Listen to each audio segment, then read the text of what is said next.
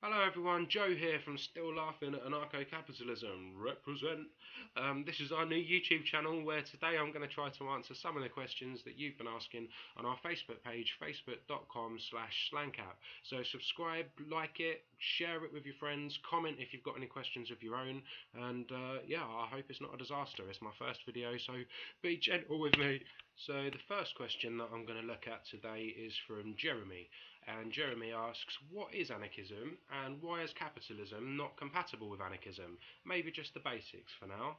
Well, basically, anarchism is a political philosophy that aims to establish the absence of rulers or masters, whether that be state rulers or capitalist bosses who tell us what to do because they own the land and the means of production, or they think they do.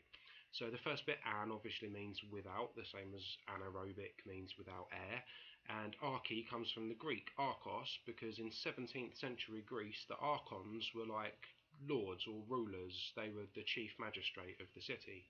So we use the suffix archy now to describe the form of government or structure of rule, the distribution of power in a society. So, for example, a monarchy concentrates power into the hands of one person and their family, and hierarchy has a tiered power structure. So, the words patriarchy and matriarchy tell us if a particular gender is more dominant, and anarchy describes the absence of such a power structure, where control and responsibility they're not concentrated into the hands of the few and distributed vertically from top to bottom, but shared collectively and organised horizontally. So literally, anarchy means without a chief or without a ruler, which doesn't necessarily mean without rules, just without a ruler, like without the power coming from top down. So we can agree on certain rules between ourselves, but they don't need to be handed down from a higher power. Professor Noam Chomsky describes anarchism as a theory that authority is not self-justifying.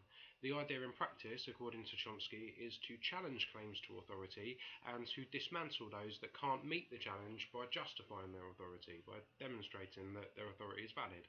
So that's not to say that all authority is inherently illegitimate, just that because I said so is not an argument. So Chomsky uses the example of a parent putting their child away if the child's about to run into the road in front of a car. The child's blissfully unaware of the danger and wants to keep running, so you could argue that to assert that authority in a moment of panic is coercive, but it's justified and validated by virtue of the fact that you, the parent, knew better, you knew more about the situation, and you knew that taking control of the situation and upsetting the child is the much lesser of two evils. So in that sense, you can argue that not all authority, not all hierarchy are illegitimate. And I think we can all acknowledge that different people do know more than others about different things. People have their own strengths and their own skills, and different people do better in different situations. Some are more qualified than others in their particular domains of expertise, and I think that most people would think of that as a kind of hierarchy, but it's not really, in the sense that it doesn't have anything to do with power. It doesn't have anything to do with the distribution of power. So being an authority on a topic is not really the same as claiming to be in authority, if that makes sense. So for example, if a doctor tells you how to take care of your health or a mechanic tells you how to take care of your car, there's no need to get all fuck you, I won't do what you tell me on them, because they're not trying to be in authority, they're not trying to lord it over you. But if you know that they are more of an authority on what they're talking about than you, then you might want to take their advice. Anarchism is anti-statist and anti-capitalist, not one or the other, because both systems create the opportunity for people to have power over things they have no idea about. Like here in the UK, we have an education minister who I don't think has ever been to a state school. The people in charge of the National Health Service would never have needed to use an NHS hospital because they have private health insurance, and the Minister for Transport has probably never needed to use public transport. I don't see how that's any different to capitalists owning factory machinery and being in charge of how their employees use it, even though they themselves would have no idea what to do with it. I oppose capitalism and the state in equal measure, because it makes no difference whether things are privately owned or state owned if you end up with fuck all either way. It makes no difference to me whether the fees I have to pay just to exist are called taxes, rent, or profit from my work. Just calling it something different doesn't make me any more willing or able to pay it. Capitalism is incompatible with anarchism because it requires private ownership of the land and the means of production, which anarchists understand to be inherently coercive, hierarchical, authoritarian, and dare I say it, statist. It's hierarchical and authoritarian if I have exclusive ownership rights to things you need, because it means I have the power to exclude you from accessing what you need if you don't do as I say. The power and wealth is in the hands of the few, while the many are made to compete for what's left, and I don't see how that kind of inequality in an economic system could be maintained without state protection or some kind of private security force that's indistinguishable from that of the state. When we talk about private property, we're talking about land, homes, or means of production that are owned by someone who doesn't personally use them, but who make a living off of other people using them. So a capitalist can own the machinery in a factory and be in authority with regard to who can use it and how they should use it, but without being an authority or necessarily having any idea about how to use it themselves. They can own things they've never even visited in person, and that's why you sometimes hear people talking about absent ownership when private property comes up. There's just no way you can individually defend all of the things you claim to own from the other people that need them when they could be miles apart from each other. Just physically, how would you do that? This kind of system doesn't stand up at all well to having its legitimacy challenged because it just doesn't work for the vast majority of people. And it isn't really based on anything that isn't just made up. The distribution of power isn't based on who has the most knowledge and experience to be able to do the right thing in a situation. It seems to be based arbitrarily on who can callously accumulate the most wealth and status at the expense of others. We want to dismantle the state, but we don't think private property and capitalist inequality can be maintained without the state to enforce it. We want personal possession of things we personally use, like our homes, clothes, and personal technology, and we want collective or common ownership of the land and means of production, so that the workers who know what they're doing and are an authority in their field are able to create between themselves a system that works, without interference from the state or capitalist owners.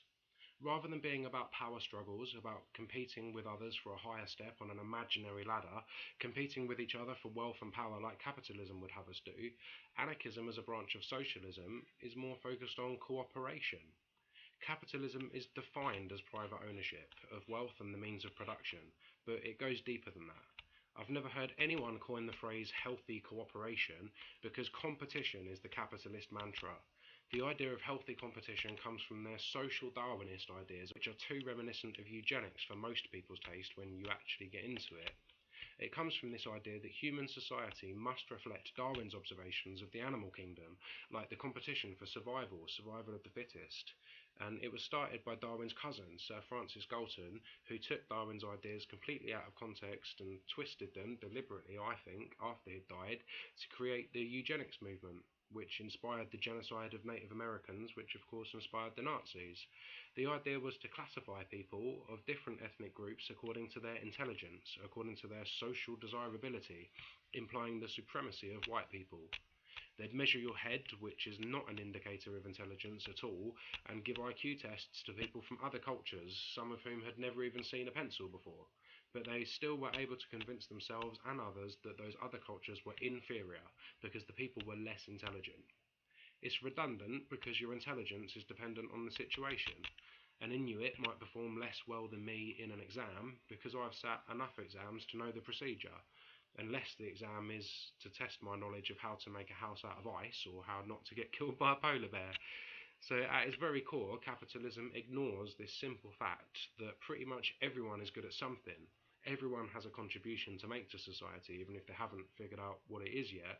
It's just dependent on the situation. Your success at developing skills is measured within such narrow parameters that knowing how to produce a spreadsheet is valued more highly than knowing how to grow food.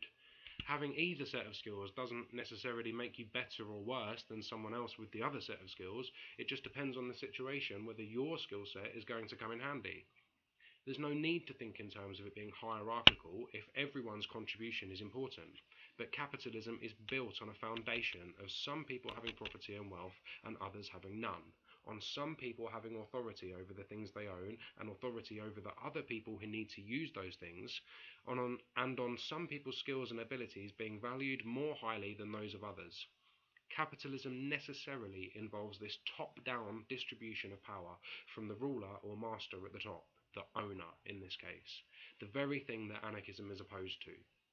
So I hope that answers your question, Jeremy, on why capitalism is not compatible with anarchism. It's because anarchists are opposed to state ownership and capitalist private ownership for pretty much the same reasons.